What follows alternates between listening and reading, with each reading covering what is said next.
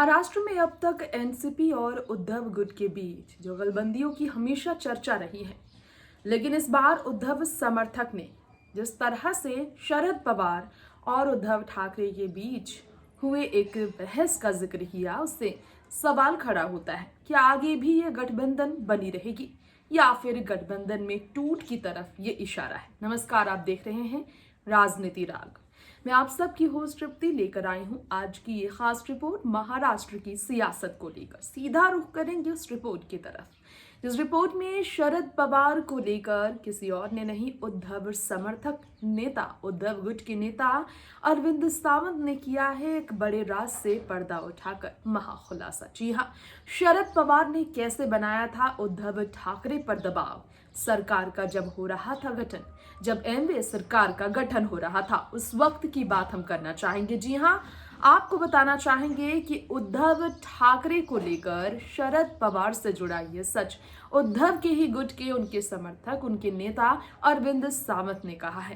दरअसल अरविंद सावंत का ये कहना है कि जब उद्धव ठाकरे ये प्रस्ताव लेकर आए थे, एनडीए सरकार बन रही थी उस वक्त, कि एकनाथ शिंदे को ही मुख्यमंत्री पद सौंपा जाए, तो उस वक्त शरद पवार इस प्रस्ताव को स्वीकार करने के लिए तैयार नहीं थे। जी हाँ, पूर्व आघाड़ी सरकार में शिंदे समर्थकों का जो दबदबा था, उसे जानने के बावजूद उद्धव गुट को हल्के में लिया, खासतौर पर शरद पवार ने उद्धव के इस प्रस्ताव को सीधा स्वीकारने से इनकार किया और इस प्रस्ताव को खारिज किया।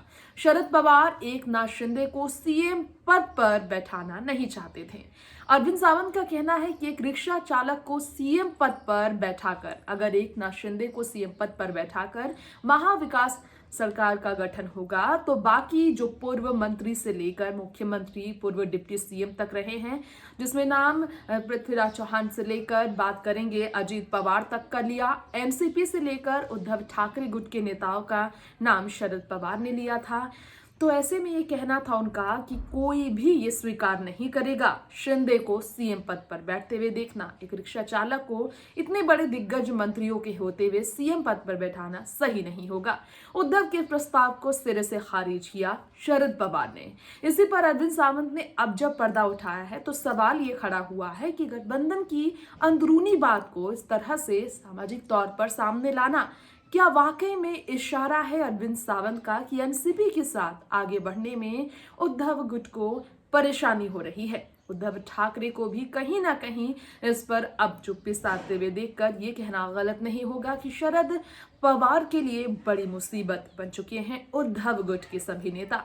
देखना होगा गठबंधन को तोड़ने के लिए ये जो प्रयास अरविंद सावंत ने शुरू किया है, जाने अनजाने में, इस पर कैसे शरद पवार रोक लगाते हैं।